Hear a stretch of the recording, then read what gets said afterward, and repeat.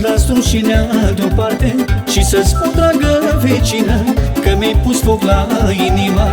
Văd că de o vreme încoace te uiți la mine și-ți place. Ți-am citit gândul, vecine, haide sargar tu la mine. Vecină, e o vorbă mare, cu rușinea mor de foame. Din doi pași o săritură, sunt la tine bătătură. Hai vecine, fără frică, bărbatul-i plecat la muncă. Până noapte când se întoarce, să stau singură nu-mi place.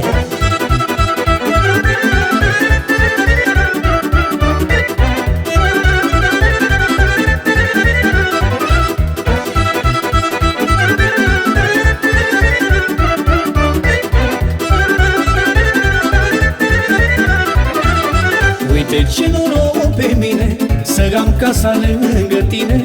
Nu mi-a fost mare curajul, că de mult săream părleazul. Nu-i târziu, lasă că-i bine, de-acum să ai grijă de mine. Sunt nevastă tinerică, să stau singură mi-e frică. Vecină, e o vorbă mare, cu rușinea mor de foame. Din doi pași o săritură, sunt la tine bătătură. Hai vecine, fără frică, bărbatul-i plecat la muncă. Până noapte când se întoarce, să stau singură nu-mi place.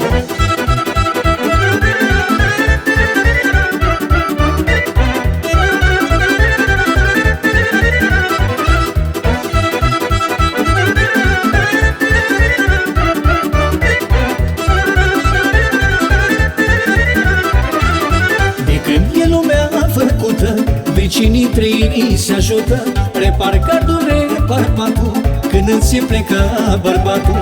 Îți plătesc, dragă vecine, așa cum știu eu mai bine, că-s vecină iubitoare și nu vreau să-ți fiu datoare.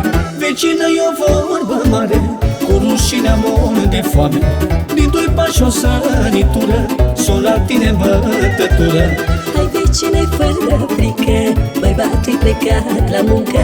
Până noapte când se întoarce, să stau singură nu-mi place.